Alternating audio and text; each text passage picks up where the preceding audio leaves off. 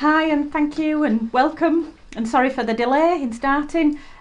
We've had all sorts of fun with Facebook this morning. They decided about an hour and a half ago to completely lock me out of Facebook, which, you know, kind of sent me into complete panic mode. And then we've had sound issues. I've actually got a couple of cameras running and trying to get the sound working between the cameras. Was great yesterday. It was great on Wednesday, and then this morning we're a little bit unsure, so the syncing might be out from me speaking and the video, and I really hope it isn't. We had it perfect this week, and then I've kind of got a feeling the thing with Facebook today has just messed everything up, which is why one of the microphones wasn't working. So we're on the backup microphone, and hopefully you can hear me. So welcome to Clue One, and this is basically hopefully going to be, if this doesn't kill me today, a monthly live of me sewing through the clues for Sparkle and Shine. Now I'm doing the large clue. And you may have seen just in the last day or two, Emma from Studio 77 posted up a video, and she was unboxing her Clue One for a small quilt. She just joined as a new member. She's a brand new member. I think she's possibly a fairly new quilter as well, and she just asked if she could do a bit of a review on it. So that was really nice of her. So if you're doing small, the clues throughout the whole 10 months can be different. Sometimes they are very similar, but other months are completely different. So as I've said before in posts and videos, if you see a clue pop up that it's your month but it's nothing like your instructions, it'll just be because it's the other size. So I'm going to be demonstrating large, but you can see small over with Emma, and I'm pretty sure that there'll be some other videos popping up as well. Now I am treating this as a bit of an exercise and a test, so I hope that I've done everything right, because I'm unboxing the box today. I've not really had time to look at it myself, other than when I was packing everybody's boxes up. So I've got my colour card, I've got my instructions. Yes, thank goodness I've put the right ones in the box, because I've had plenty that I've been sorting out, so I have put my right ones in. So there's a second colour card there. Got my hints and tips sheets, which hopefully you will have all received, and my clue. There'll be moment of truth to see whether I put the right one in my box. I am doing Tula pink. And the Quartz colourway.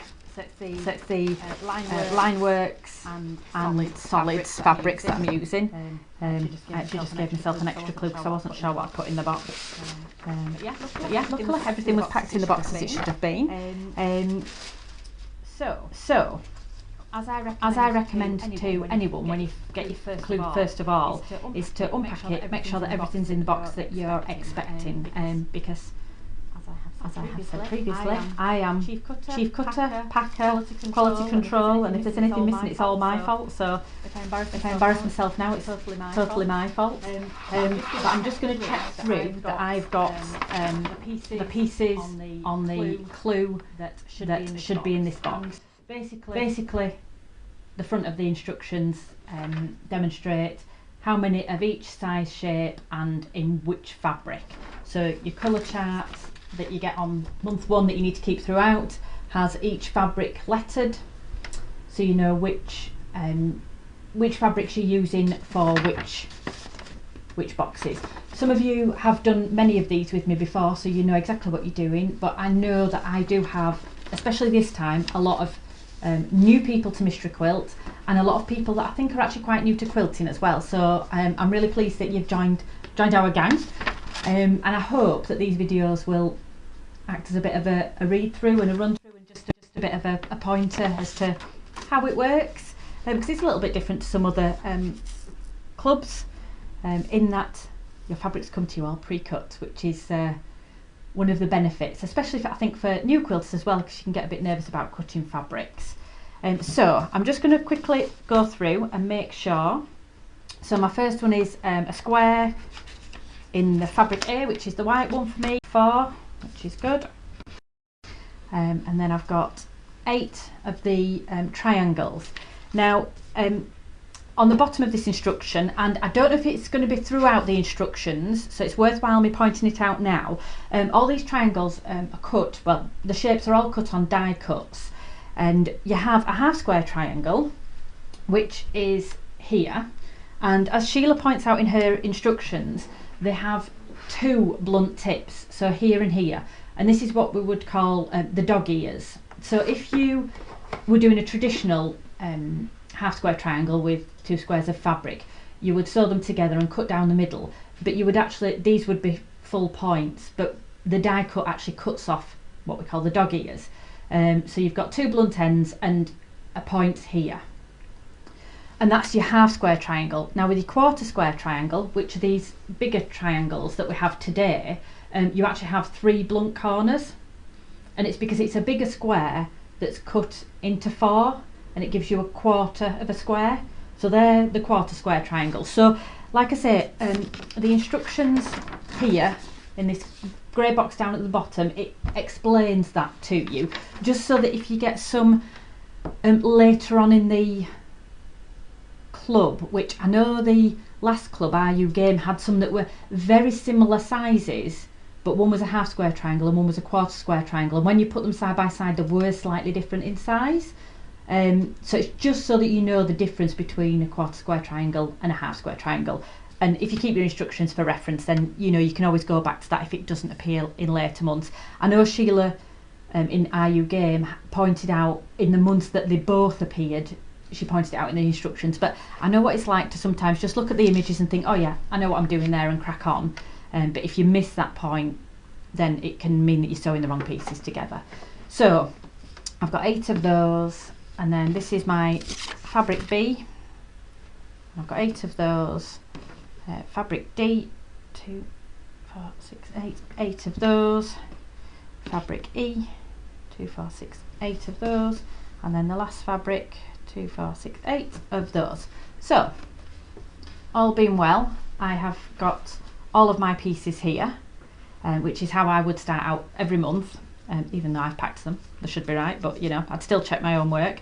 And then you've got 4 little tabs which are numbered 1. So in these instructions you can see on the front that it's telling us that these are the blocks we're making, and we're making 4 identical blocks, so they're all called number 1. The small quilts had 2 different sizes, so I believe that they were 1A and 1B, but it might be that next month you get different blocks to do, so you'll have different tags to go with them. Then on the reverse, which is basically the instructions we need to follow, and it's all just on 1 page, so it's not lots of wordy instructions, but diagrams and simple instructions to get you going. So there's your box about your 1/4 inch seam, which I covered in the intro video, which was actually for last year's quilt, but the same rules apply every time, and if you test your 1/4 inch when you start a new project, you just know where your needle's sat and you know that you're definitely on a 1/4 inch. It's quite important, is that.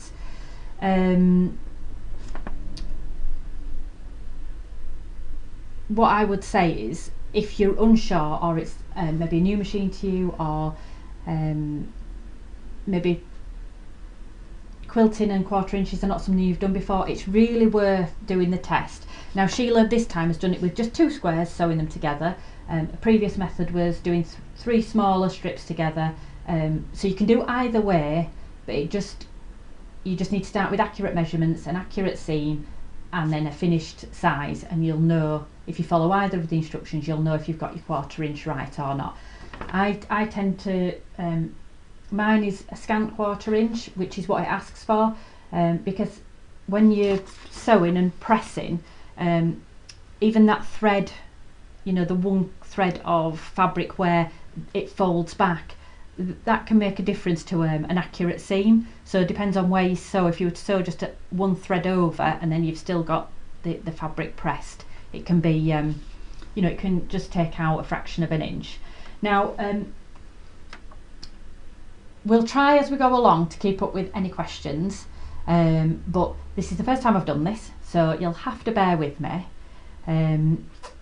I know Sue's commented that I'm still in stereo, so I'm wondering if that's the case. I think we had one of the other devices picking up a sound, which is what we had the other day, so I think that should be okay now, hopefully. Let's just see. Yeah, I think we've caught up with that now, so I think we're all good. So yes, with regards to trimming, you should never need your rotary cutter. Basically, these blocks are cut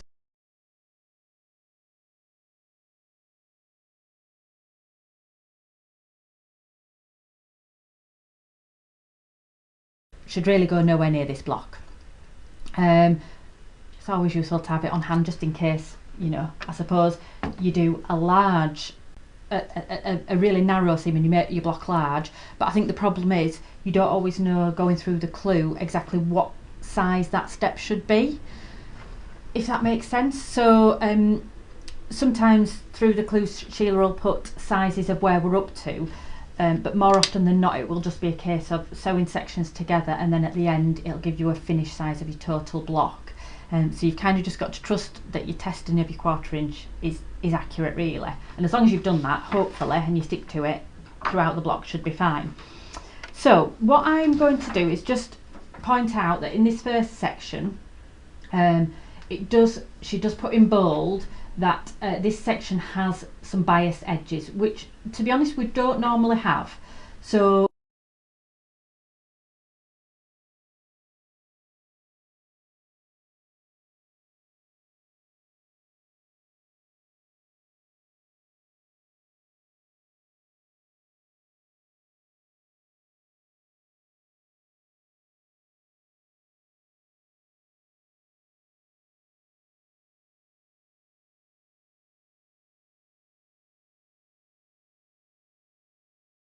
I not make any mistakes for you all.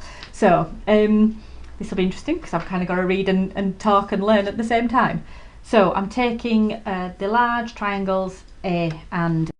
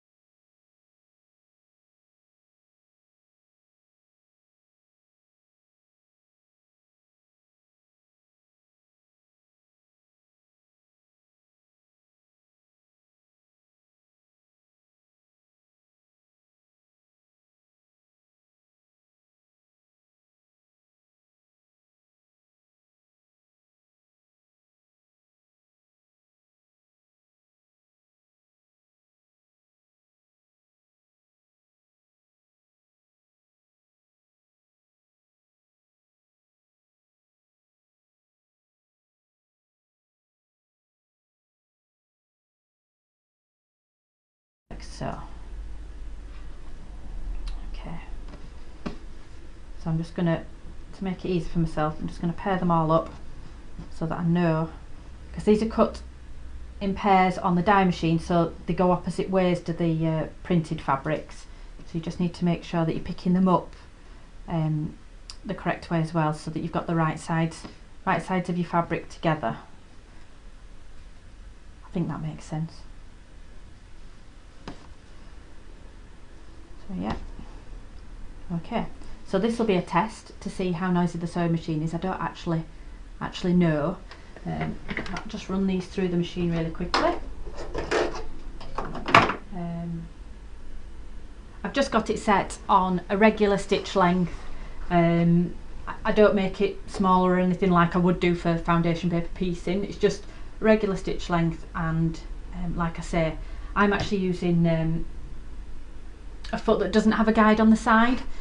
But as I mentioned in the intro video before, if that's what foot comes with your machine, then I do recommend you use it. But this foot that I'm using now is the one that I like. I do usually start just a little way down. If you're a new quilter, some machines have a tendency to eat the first bit of your fabric if you start right on the edge. So I tend to just start a little way down and then do a stitch or two and back stitch, just to make sure that it's not going to eat it, and it's not going to eat my threads either.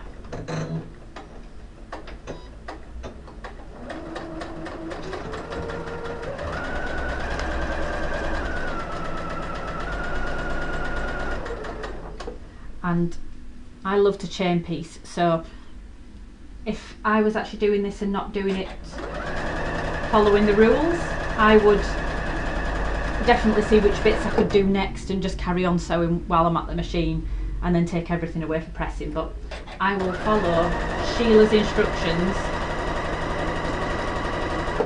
and do it step by step, and then hopefully I won't make any mistakes.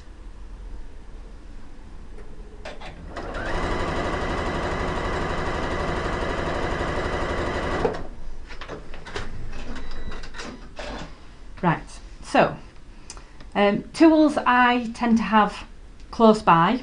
Like I say, you shouldn't need your rotary cutter. I like to have a pair of snips or a little pair of scissors, just because then I can just snip my pieces as I go.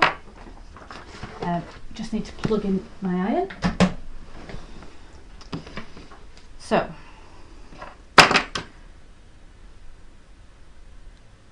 I like to get rid of any threads as I go as well, because I don't like having to deal with loads of threads at the end.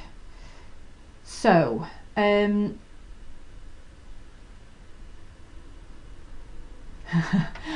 could you not hear me over the sewing machine?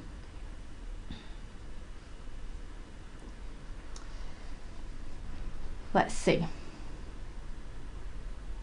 So I've got my two quarter square triangles together, and it's telling me that I need to press towards D. Now this is why I say it's really important to kind of read the instructions as well as just looking at the images, because Sheila throughout the quilt will give you pressing instructions, and you have no idea where these 4 blocks are going to sit within the whole quilt. It's not like we're doing them order of rows.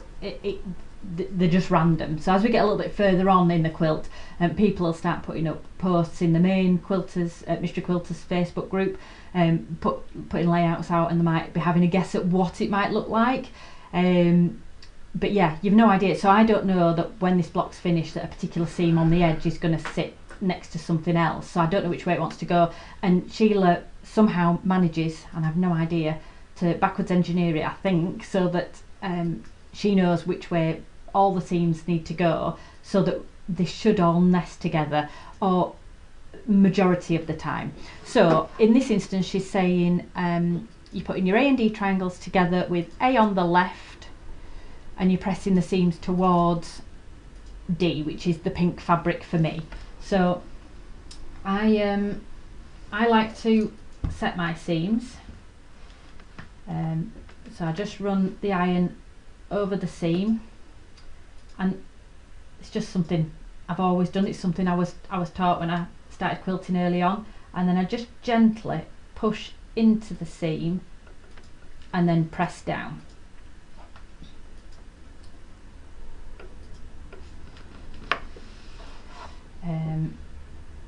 And then I have is the overhead on? Yeah.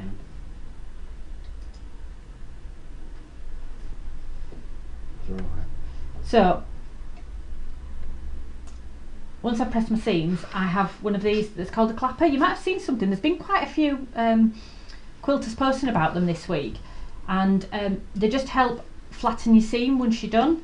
So again, just give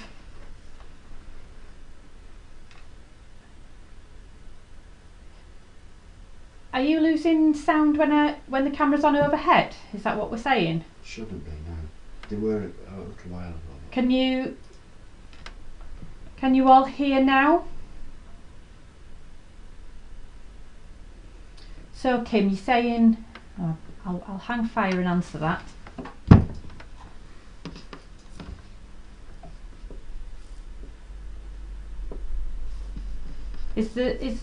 Are you able to hear on the microphone whilst the overhead is on, whilst I'm doing this part of the project? I just don't know.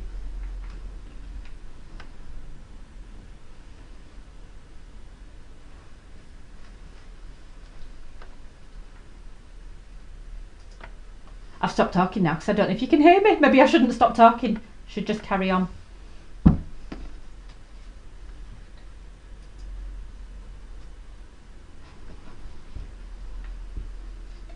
So, you can hear me now. That's good then. So yeah, quite a few quilters have popped up with, bizarrely, in the last 2 or 3 days I've seen 2 or 3 quilters all commenting about their clapper, which is actually something I was introduced to, I think, by Jenny Smith. When I went to I did dressmaking with Jenny. I've been to her studio for quite a few years now, and I'm sure it was her that first introduced me to them. And they help just take the heat out of the seam and help press it, keep it pressed really nice and flat. So basically, I've got my own clapper now, and I'm really just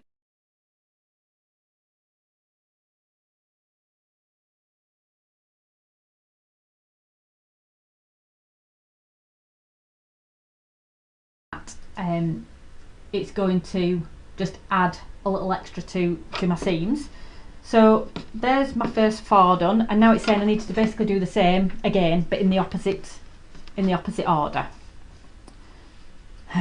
So Kim, I noticed that you said before in the comments you were asking about, you normally press your seams open, and would it work on this project?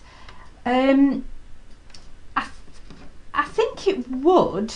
I'd maybe have to refer to Sheila on that one and just check with her, because I don't know if at any point you'd have so many seams that were all coming together where it might be a problem.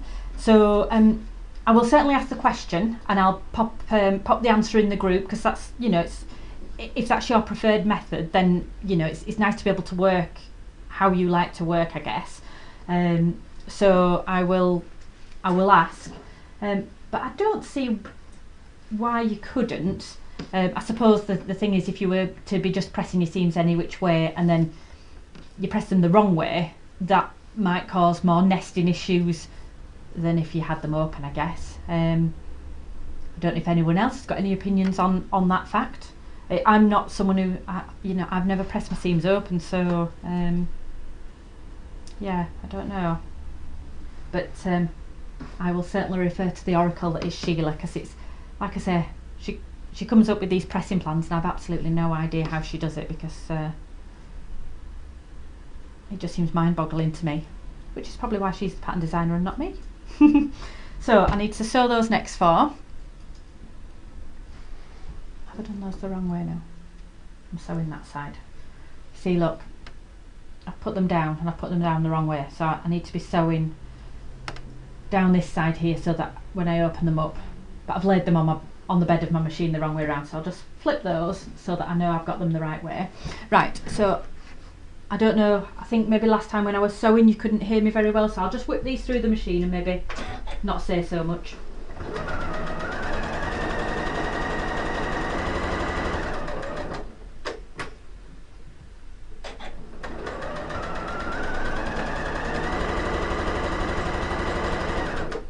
I'd be interested to know, because obviously I can't really hear what's going on, and I don't know what it's like for you guys, but is the machine really noisy? Is it really loud when I'm sewing on it?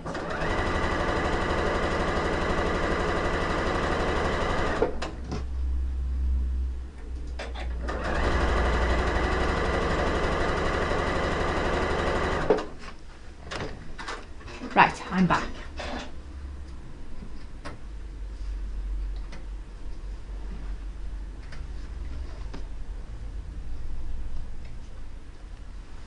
So again, I'm just going to give these a press, and then again it says we're pressing towards D, so in effect the other way to the last ones.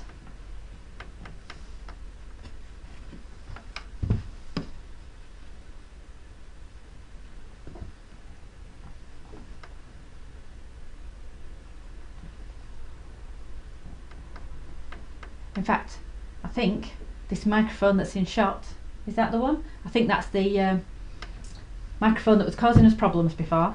I'm not even sure if that's working now.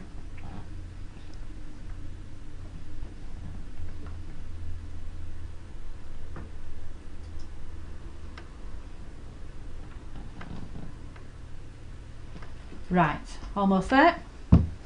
So I'm looking at the next bit, and it looks rather interesting on the instructions. I don't know how many of you who are on the call today are doing large, if you've already done your clues yourself, because I know some people have already sewn them up, but it certainly looks like an interesting shape with triangles being put on either side of squares. I'm pretty sure I'm going to get one of them the wrong way around, trying to read that and talk to you guys. You never know, our friend the unpicker might be coming out at some point today. So,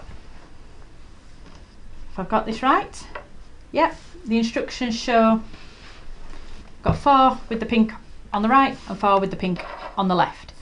Now I'm going to put them to one side because I now don't use those until I believe right at the end. So next instructions, I need fabric E, which is the print. I've got some chopped off animals here, which is the hazard of having a slightly bigger print. But I've got one there with a tail and a head there, and then a face there. So we've got all sorts of little spots, which is cool. And then I need, so I'm using 4 of these. So I could put 4 to one side.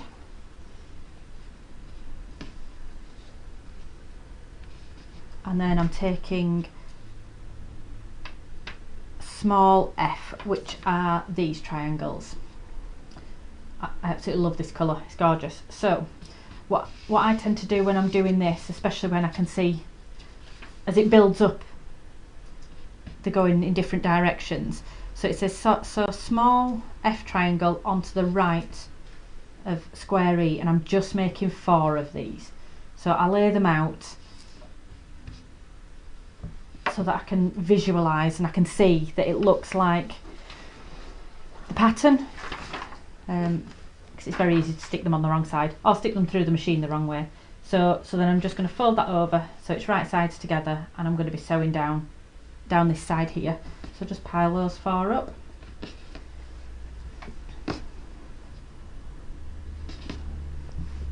I didn't actually catch the comments last time.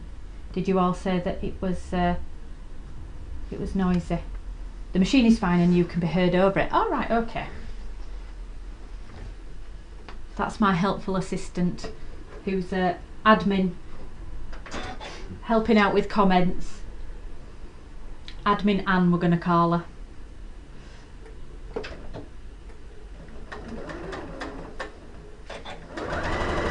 So, just a quick sew down the seams.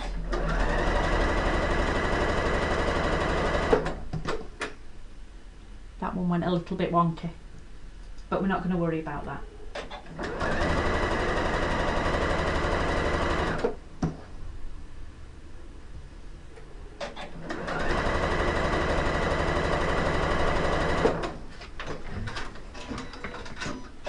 Okay, so now it's saying I press towards E, which in this instance is the pattern fabric, so I'm pressing towards the squares. So if I get a couple lined up at once, I can do a few of them all together. In fact, what I should do is put the square up and then just fold it back and just edge into the seam, so I've got it nice and flat. I don't want to create a ridge in that seam. And then just rub it under there. So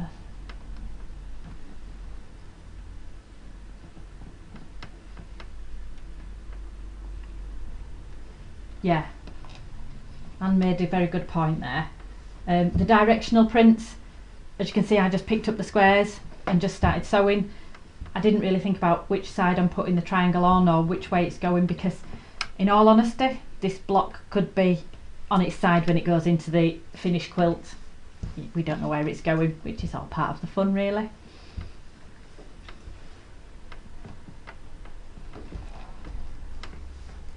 Okay, so while they're just sat cooling over there, I think I'm doing, yep, so I'm taking the other E squares, so that's my remaining 4, so that should be all of the E's taken off of the pile now. And it says I'm going to sew an F triangle to the left hand side. Yeah, I thought it looked a bit confusing, but it's just a completely separate block. For a minute there I thought we were flipping the other block round, but no. So, oh no, it's like so. And now I've got myself thinking, did I do the other ones right? So take an E square, F to the left and then a B to the right. I'm just going to do it one step at a time, so we're going to do all the F's on the left hand side. And then I'll come back, lay out the B's, make sure they look right, and then whiz them through the machine. I'll move these off my pressing board. Just check that they look right. Yeah. Okay, so my last blocks I'm just putting to one side. So I'm sewing down this seam here on the left hand side, but I'm effectively going to turn the block upside down and sew from the bottom up. I just feel like it needs to go in the machine that way. I don't like having the triangle underneath. I don't know why. I don't know if that's a thing actually. Just a preference.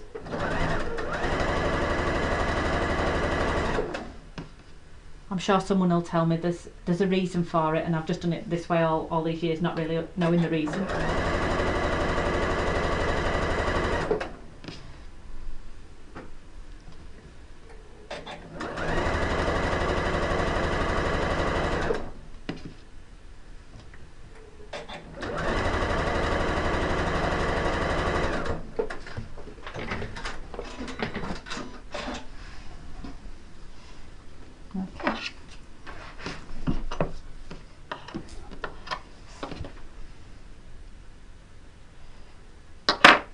So again, now then, if I read on through this instruction 4, because I was just about to press them, but I'm just going to read the whole sentence because it says you're attaching F to the left, B to the right, and take care to put the triangles the right way around, and then press to the right. So yeah. So with this I'm going to press them the same as the last block. I'm going to press into the square. So rather than giving you separate pressing instructions, she's just advised us in one simple sentence that they both go in the same direction when we next add the next piece on. But I'm going to press this now so that I don't get my seams caught up. I think you could wait till the end until you've got both pieces.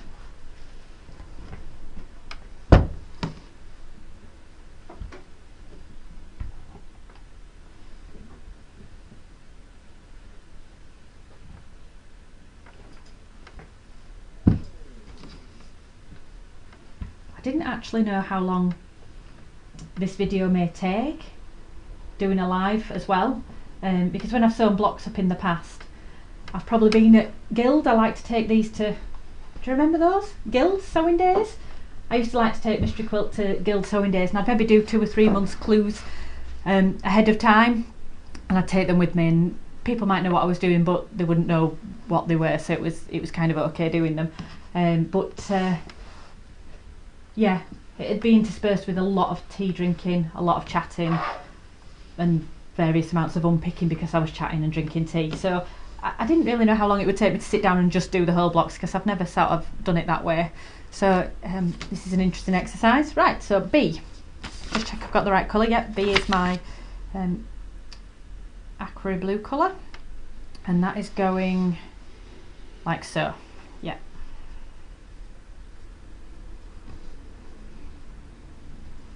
Lovely.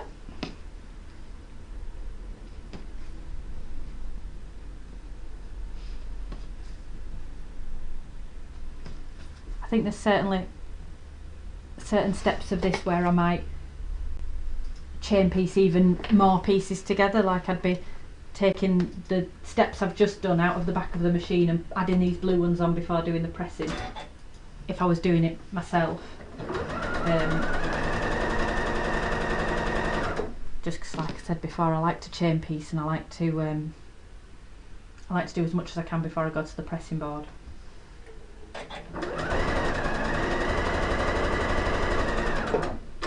Usually, because I don't actually have quite a good setup, even though I do have it right next to me at home, I do seem to have to get up more, so.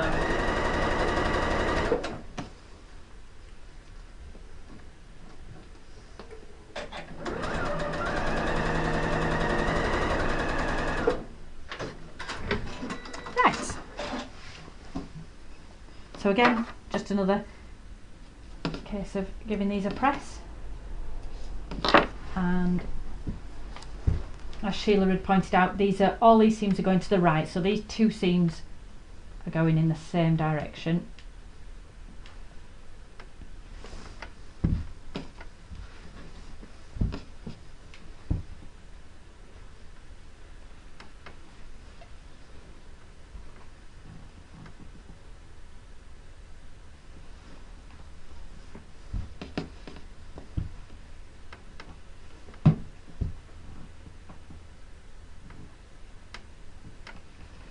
I'm really hoping that I can get my hands on one of those little mini Alicio irons. I've got one of the big ones that we use for retreat, and this is actually just a little swan travel iron that I found, that I picked up, and it's actually great because it's quite chunky, but it reminded me a little bit of the Alicio one, but I've not heard that they're coming to the UK yet. Does anyone else know if they're about? I know we had to wait ages for the larger model because they didn't comply with, you know, the UK standards and things for electricity, and they had to get the UK plugs put on them and stuff. So I'm guessing it's maybe the same with the small ones, but yeah, I'm really looking forward to when they come out. Right, so I just wanted to show you the back, just for anyone who's not sure what I meant. So this is the front, and the seams were being pressed to the right. So on the back, they're both going in the same direction. Hopefully that makes sense to anyone that's new to quilting, because I know it's probably very different to maybe dressmaking or any other kind of sewing. It does have its own little quirks.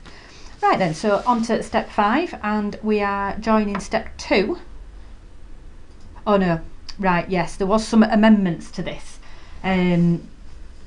that Sheila had put out. There was in the Facebook group, and I can't remember if it went out on the email. There was 2 parts where there'd been a word amendment. I thought I'd printed it out, but maybe I hadn't. Oh yeah, no, I have got it here. So in step 5, yes, she's wrongly stated that you're joining step 2 when actually you're joining step 4 to the bottom of step 3. So you're taking your previous step, which is step 3, and you're adding the one you've just done to the bottom. If you look at the diagram, you can see where the mistake was made in the pattern. So it's going like so. For some reason it was just a typo with the number, and it had been typed in as step 2 when it should have been take step 3 and 4 and put them together. So I'm just going to lay those out so that I know I'm getting them the correct way.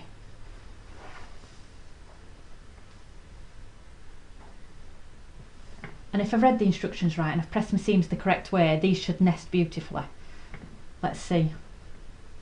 Test of my reading instructions. So I don't know if you can see this on the camera, how clear it is, but we're putting, essentially they're going opposite each other, so you've got the square onto the pear coloured triangle and the square onto the triangle there, and just between your fingers there you should be able to feel that they're just together. If you go and put them over each other and wriggle them backwards, you can almost feel when they just drop into place, and that's what we call a nested seam. Now if you're quite new to quilting, you might, or maybe just in general like pins, you might want to put a pin in here, and I very rarely pin anything, if I'm honest, but I can see as a beginner quilter why it might be useful. So I would just pop a pin in so that it's perpendicular to the seam I'm going to be sewing, because you want to be able to remove that as you come up to it.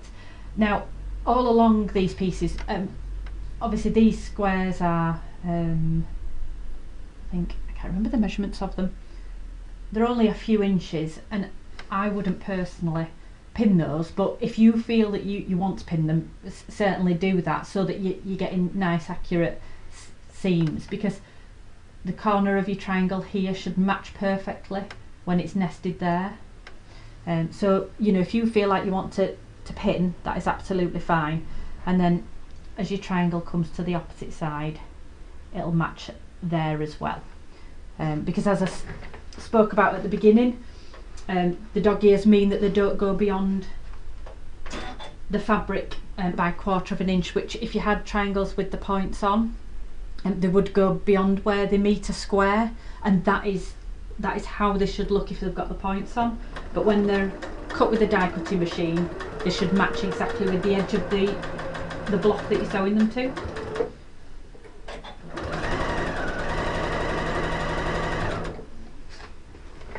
I think I'm going to realise from this video that whilst I'm sewing I probably just stick my tongue out ever so slightly.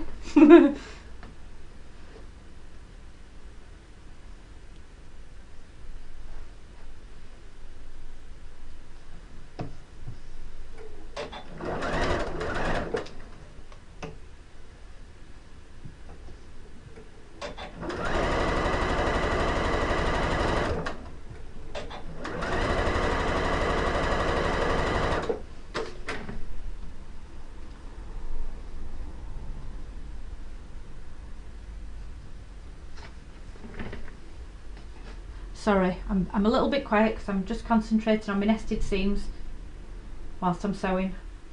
I'm just matching them up as I put them on the sewing machine bed, just so that I know that they're accurate as I go.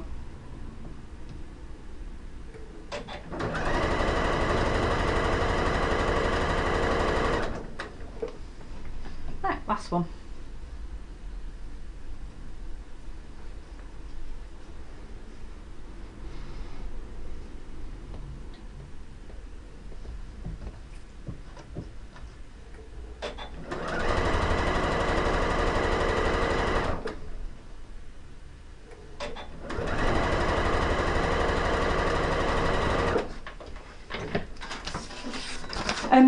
Whilst I think on, I'm just going to grab a little pen. So that was step 5, there was a correction, and in step 7 there's a correction. So I'm just going to circle these myself so that I remember. What I will do is I will pop up just this little correction note in our group as well. I know Sheila's put it in the main group, but just in case you've not spotted that, I believe there's a section called announcements. So anything that's something vital that she needs everyone to know about, she puts under the announcements. But that's for all the mystery quilts that are going. So obviously at the moment we've got IU game running, and then we've got Sparkle and Shine that's just started. So you just have to check. She'll always put a heading up as to which quilt it relates to. So if you're doing a past one, or maybe you're catching up with one from a year or two back, it's worthwhile just bobbing into the announcements just to see if there's been any changes or any updates or anything new added to them, because although the patterns are tested and they're sent out to pattern testers, little mistakes do sometimes slip through like this. So I tend to just be cutting and packing as we go, so I don't always spot things ahead of time, and if that's the case, then I have to put a note in with your box if it's a case of it's only just been spotted as I'm packing. There are people who are abroad who get the full kit in advance, so if there's a packing mistake, like I think we had one colourway last with the month 7 of the last club, so they'll actually have the wrong pieces right from the start all packed up. So with things like that I just have to post out the amendments, which I did this month. But it's like I say, just being active in the main Mystery Quilters group is good, but I'll bob these in our group as well, just for you guys to know that it's there. So in step 7 I've circled it so I know I need to refer back to those. Okay, so I have joined these two together, and it's saying that I need to press to the bottom. So that is the one with the 3 pieces on. So I'm going to actually put that bit facing up, and then I can just flip it over, and again just press and just nudge into the seam, just so that I'm not creating any creases in the seam or anything like that. And pop that under there.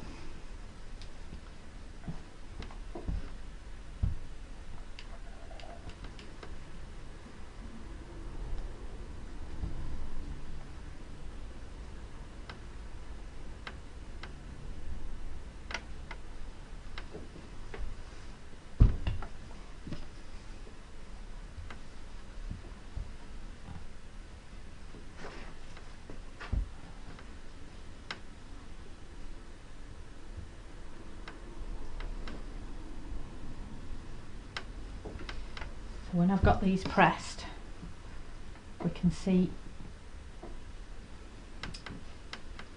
how well those seams came out.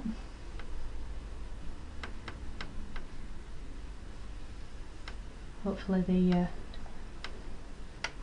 can show you quite clearly on the overhead camera. Let me pick a good one, because I'm sure there'll be one that's off. Oh yeah. So our nested seams that we had here, you can see they're going in opposite directions. They give a really accurate point there, which is fabulous. So I just want to point out this as well over here. So it may look like this is a bit weird to sort of someone who's new to quilting, but that's your seam allowance. So whenever we add something to the side of this, if your 1/4 inch seam allowance is accurate, we should hit a point there as well to create a similar matching point, like so. Let's see how well I do, eh? So that's those. I'm going to bob them to one side for now, because I'm not using those again for another few minutes. And then what we should have left is I'm joining a B triangle to the left of an A square, which are the only pieces I've got left now on my board. So this is the last set of raw pieces, I suppose. And again, just checking that I've got this white fabric the right way up, because it's got such a faint print on it, but it is it definitely does have a right side and a wrong side. If you pick them up in order, it should be fine, but I've just messed about with them there. I don't know why I did that.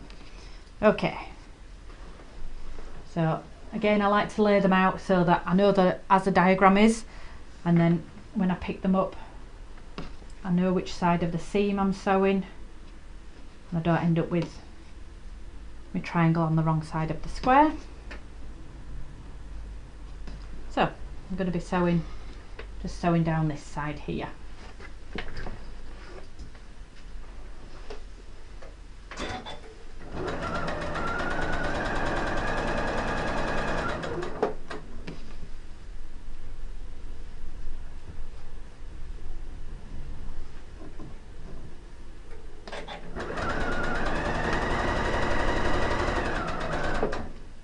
Anyone that's done the small clue already, or has watched Emma's video already, you'll realise that these blocks are totally different to the blocks that the small clue did in month 1.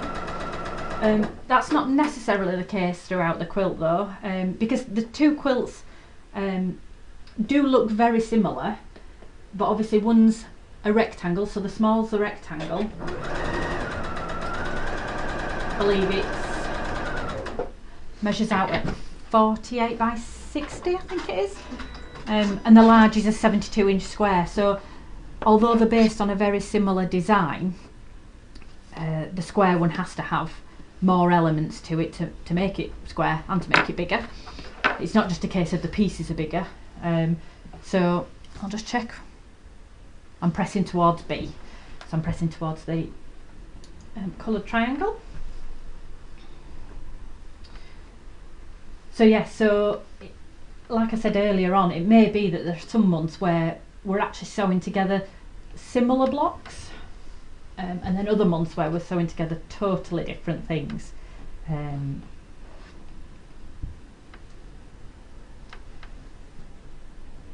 it can spark all sorts of questions. The Sphene colourway that I sold, which was the Juicy Juice Prism collection, was massively popular. I think it's been my most popular quilt colourway ever for Mystery Quilt, which is fabulous. But that's one that wasn't offered in America by Cotton Cuts. So if any of you guys are doing that and post up your blocks in the main Mystery Quilt group, which, you know, I'd love you to do, because it's nice to see some of our guys over there posting up and showing what we're doing. There will be questions, I can guarantee, from the Americans or the New Zealand people who won't have had access to that colourway, because it was just one that I picked on a bit of a whim and then asked Sheila if she could make it into this design if it would fit. So it's kind of a Modern Club exclusive colourway, but sometimes it causes a bit of rumblings if they've not seen it prior and they wonder where this colourway's come from all of a sudden. So yeah, so if you've got a Sphene one, you're very lucky, because I think there's only one kit left out of everything I had available. Okay, so finally, oh yeah, this is the change. So it says join step 6 to the bottom of step 5 and press to the top, which I don't know whether my clue had already been amended before it came out, because that's what it says. So it's fine, is that? So it was really only the other one. Okay, so if I just check, yeah, that's good. I like to just refer back to the image just to make sure it looks like it should do. Because I'm a bit of a visual learner, so I like to look at the pictures. I know I told you that you really need to read the instructions, but I think we're all guilty of just looking at what it should be and just cracking on. I suppose the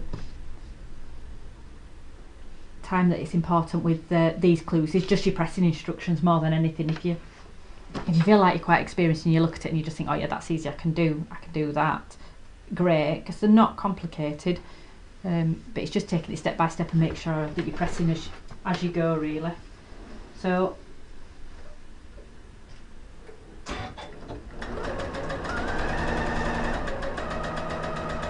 again, I've just nested those two blocks together,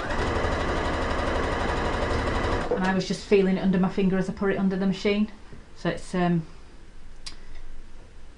where the white square and the pattern square come together and where the two triangles come together. I can just feel between my fingers that they're a good match of seam.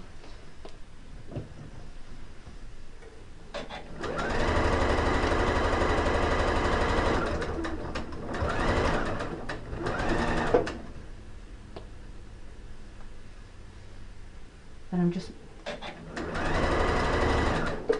just making sure then when I was running it under the machine, because this obviously I'm putting it under the machine this way, and I was just making sure that these seams underneath weren't pushing back and going the opposite way. So I was just stopping before the needle gets to the seams underneath, just to make sure that they were staying in the direction, because it was kind of going against the way they were travelling, and I just didn't want them to flip over and cause a ridge. But you just need to stop just before you get to them and make sure that they are still lying flat.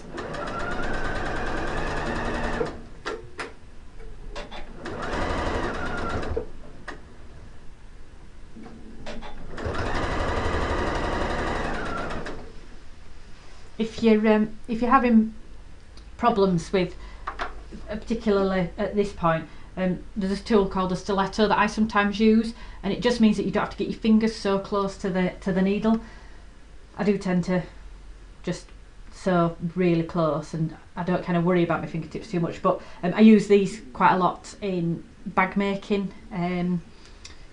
because it's good for holding all the layers together, but for something like this where you're trying to get the seam to lay flat, you could certainly press down on it, and then you know you're holding it. You can almost like pierce it through like you would the tip of a pin. That's another sort of helpful little tool that you can use.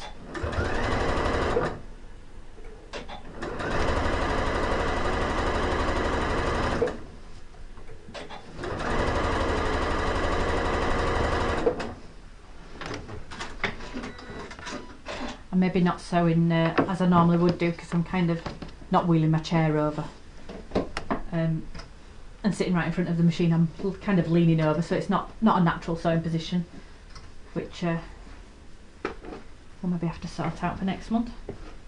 Maybe need better wheels on my chair. So it's saying press to the top, so I need to be pressing that way, so I'm going to flip it this way to set my seams, and then I'm just gently pushing that seam up and giving it a press.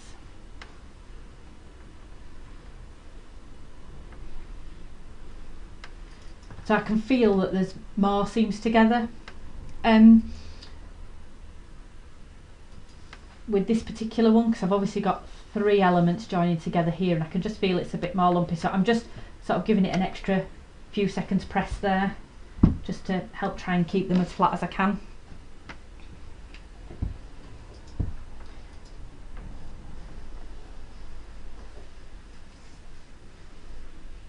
Some people like to use a kind of starch product like a flatter or a best press. I do sometimes, it just depends. I suppose it just depends what mood I'm in, really. Which way am I going? I'm going up.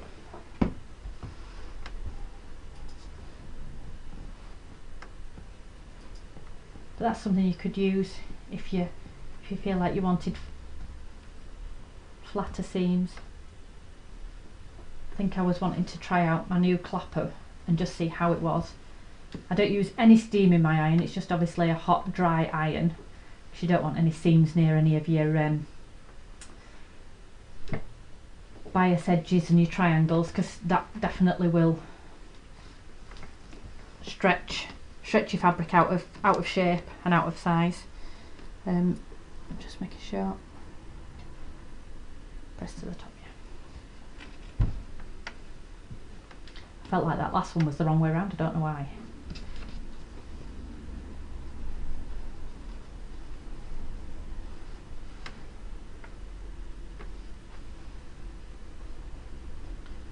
Got a little lemur guy there. I wonder if he's going to be a right way up lemur or a hanging upside down lemur when we get the quilt done. Who knows?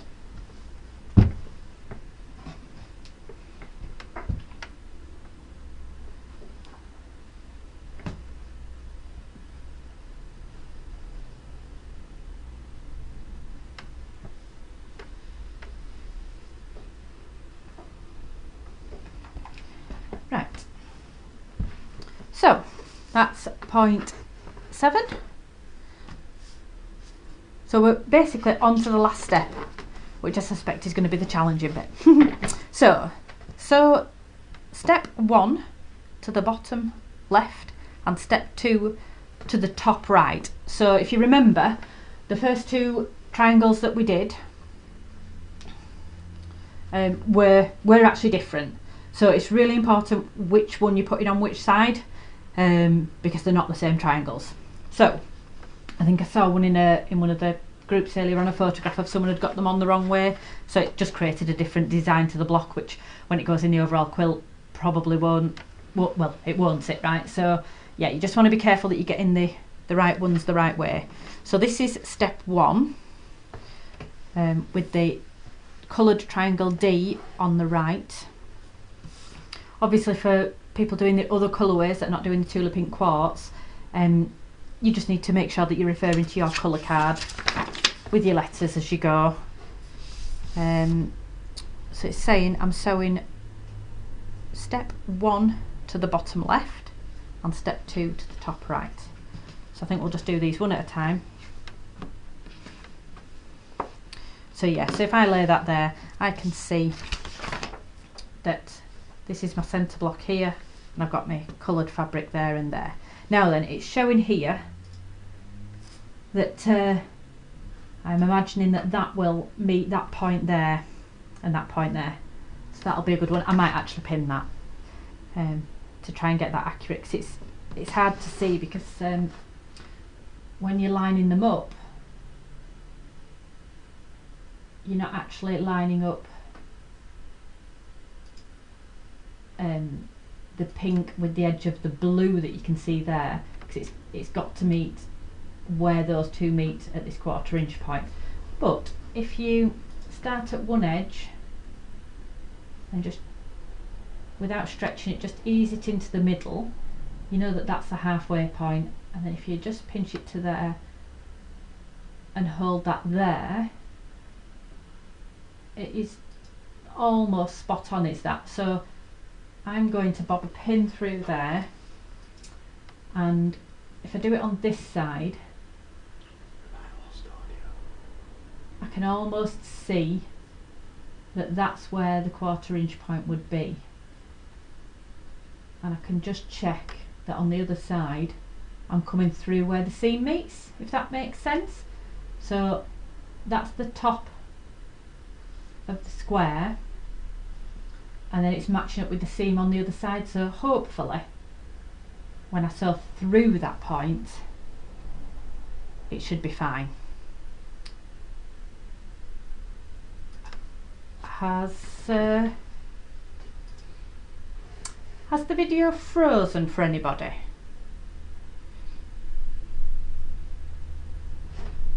Has the video frozen for you? It's no audio. No? Can anyone hear at the moment?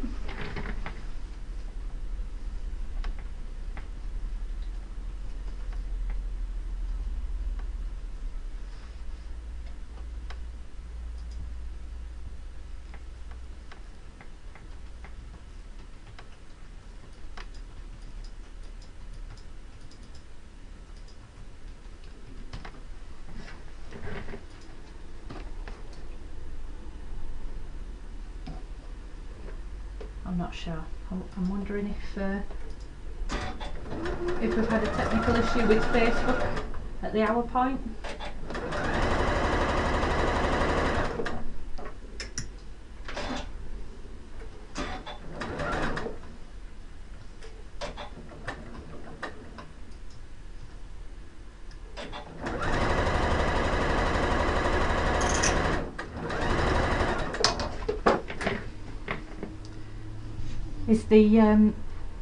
Is the video moving for you there?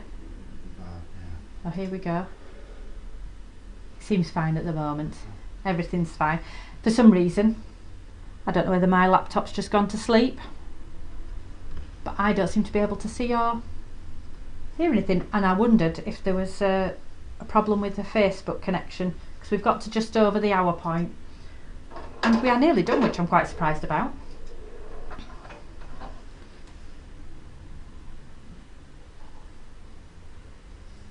Like I said at the beginning, I really didn't know how long it was going to take, but I don't think it's taken too long.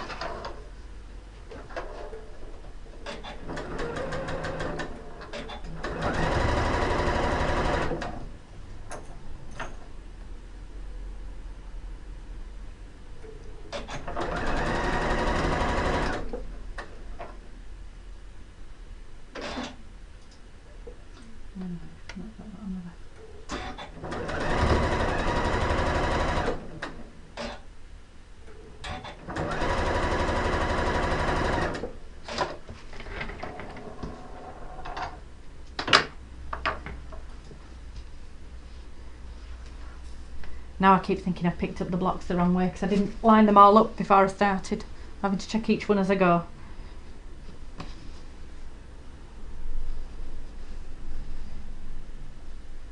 So these are the biased edges really that I think Sheila was referring to early on, where we want to be careful that we're not stretching them at all.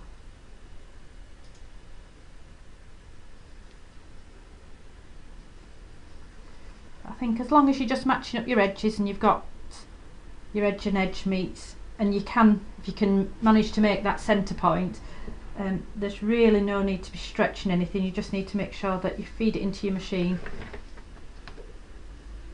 nice and gently.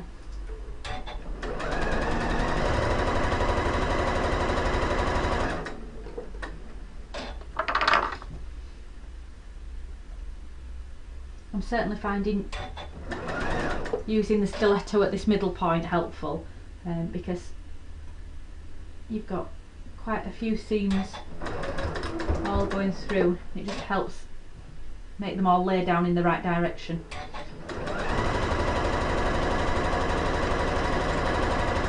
Without having to get your finger too close.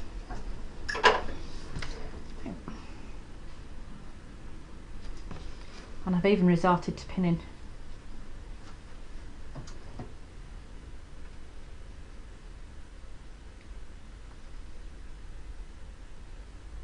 I see Anne saying she needs a nap. I don't know whether that's because she's got the boys at her end, or whether it's because all this watching this video and monitoring any questions is wearing her out.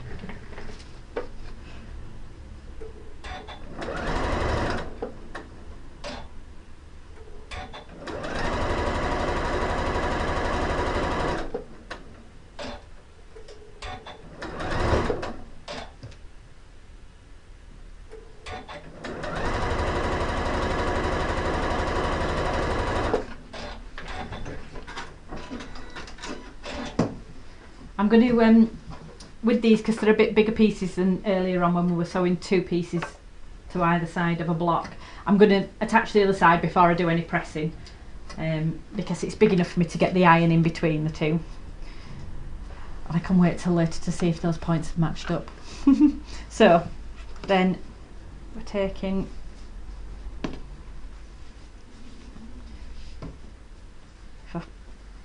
picked off the right pile, yep. We're then adding step 2 to the top half, to the top right, and just the same again, and then we are done. Moment of truth as to whether I've made these fiddly seams match up.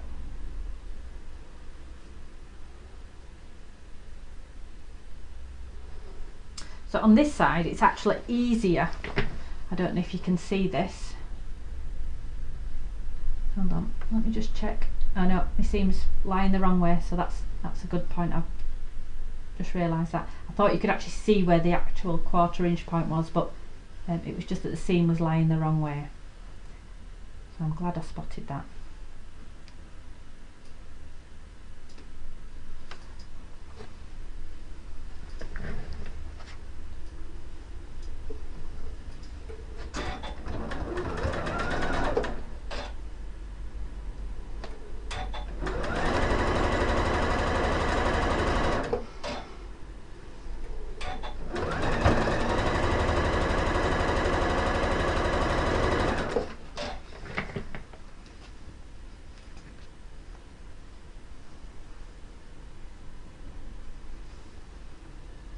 Do I dare wing it without a pin?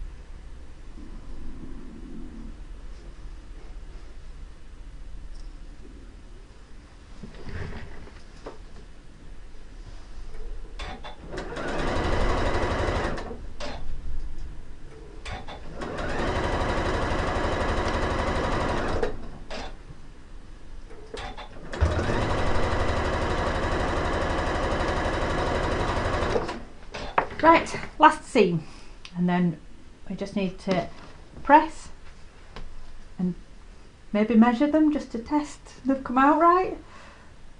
I don't know if I dare do that live on air. So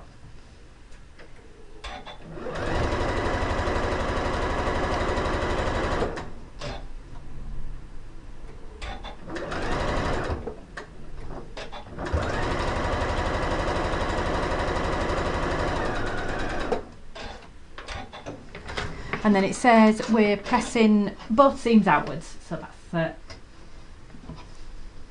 nice and simple.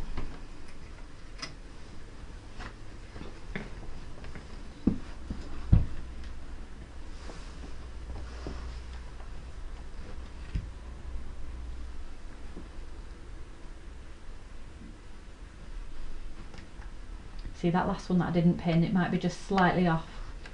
I think it's within my error of margin that I can live with. Some people, I understand, like completely accurate seams and they want the points to really, really match up, and yes, I do usually. That one's maybe more off than I would like, so I may go back and unpick that and reposition it. Sometimes you only need to actually unpick a bit either side of the seam and just wiggle it, and if it's not much out, it'll do, and it'll yeah, it'll fix the problem. You see, I'm definitely going to have to bring pins along to this gang out because that one's almost perfect. Yeah, I think that one is too.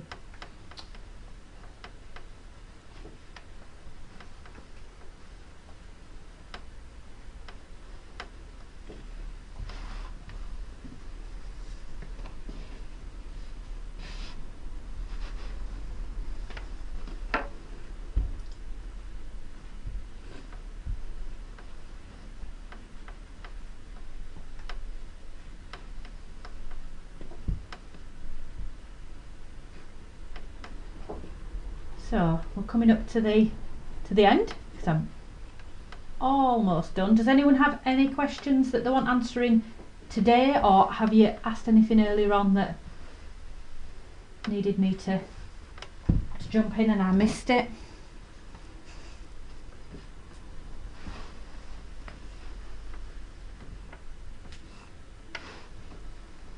I don't even know.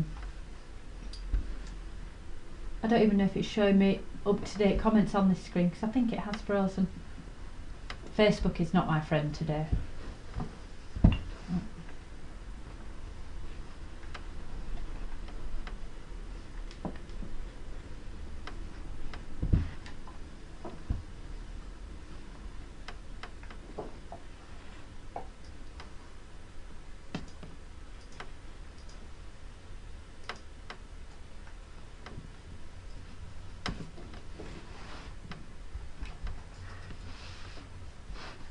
Okay, so there I have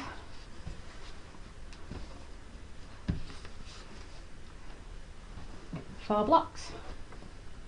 I'm not sure which camera angle you can see at the minute because we've got, but this is what you should have, four identical blocks like this. So I'll get the ruler out. Come on. I'll see what mine do measure. See how accurate I've been. Oh, there we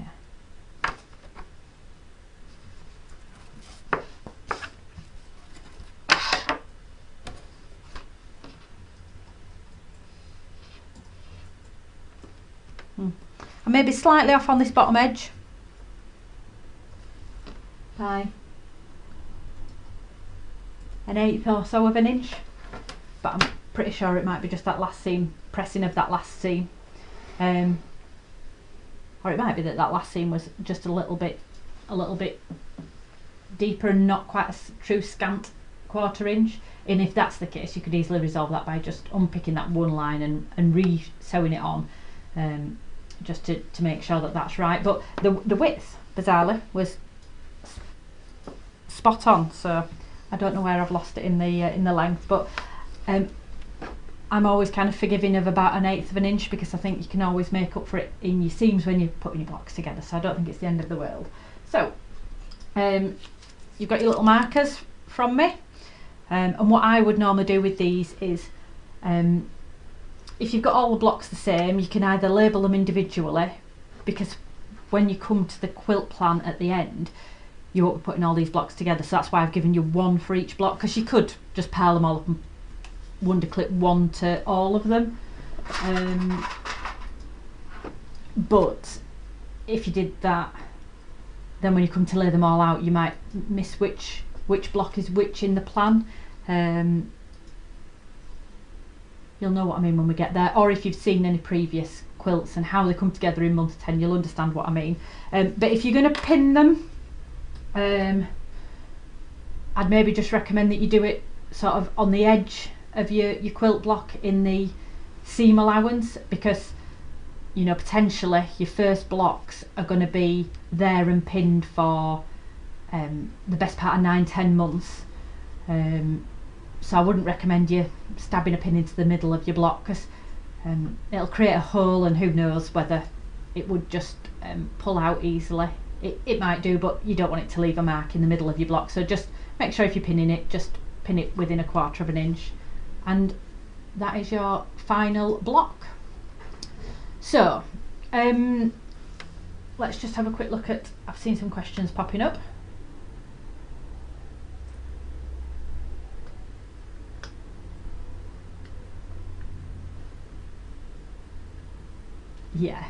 So if you think of anything afterwards, you can just message or drop a comment into the Facebook group. It's absolutely fine. You can message me on here, or just ask a general question in the Clued Up Quilters group, because there's people on there that have done quite a few quilts with me, so if for any reason they get to it before me, they might answer you anyway. So the clues colourways I've still got available are currently, we've got the Libs Elliot pearl fabric that is just behind me here, which is what I'm calling the neutral, so it's a black print and then greys and whites, and I think that's a really lovely colour. I think Anne's due to be sewing that up, so you might see some blocks popping up in that shortly. Obviously the one I've just done is Quartz with Tula pink, and then can you see this one just above my head, which is the Sphene by Juicy Juice. So we call the pearl, quartz and Sphene are the quilt names that we've given them to identify them. The whole quilt is called Sparkle and Shine, so they're all based on sort of gem names or, you know, precious stones.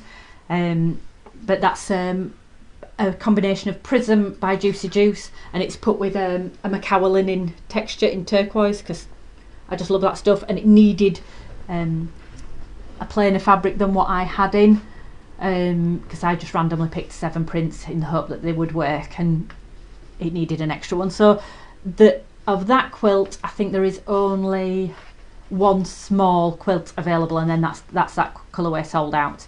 But the others I do have availability on, both small and large, I believe. If as this goes out now, where are we, February 2021, if you are wanting either of those, and for instance you maybe want it on an instalment plan rather than pay in full and it's not showing available, just let me know, because it's just a case of I have to switch the product types over, because you can do either, unless you're outside of the UK, and then I do require you to pay in full, because I ship the full clues to you, all of the pieces you receive, and then you actually receive your instructions monthly by email, so you'll have all the pieces but you don't know what to do with them until you get your instructions. So they're the colourways that are currently available for Sparkle and Shine.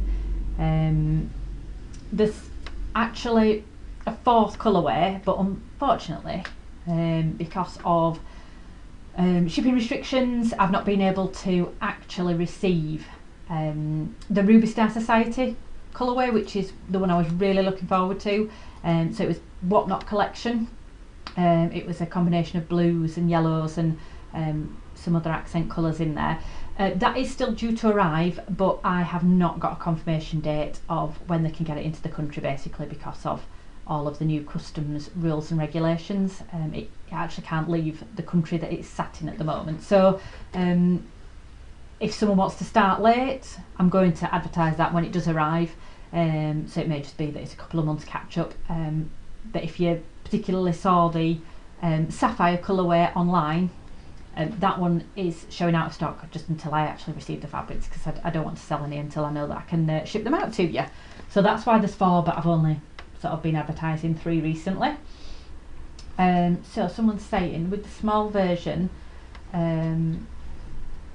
shine it right if I don't have the blocks yet, just 2 different types of pieces. I'm not sure what you mean. Have I done it right? Flippy.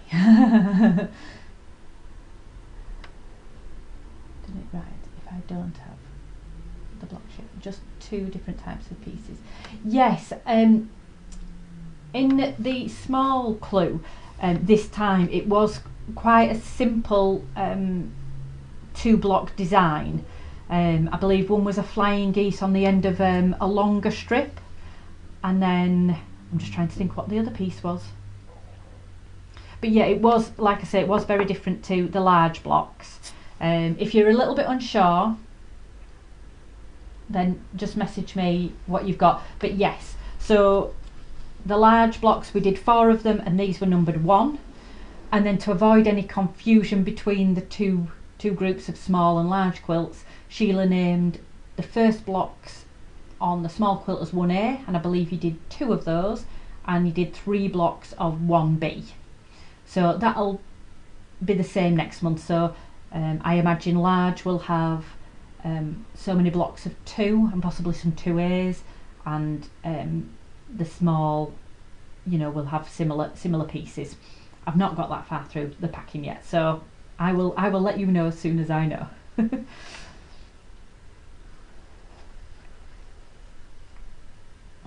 No, Sue, you're not outside the UK. I think you're safe where you are.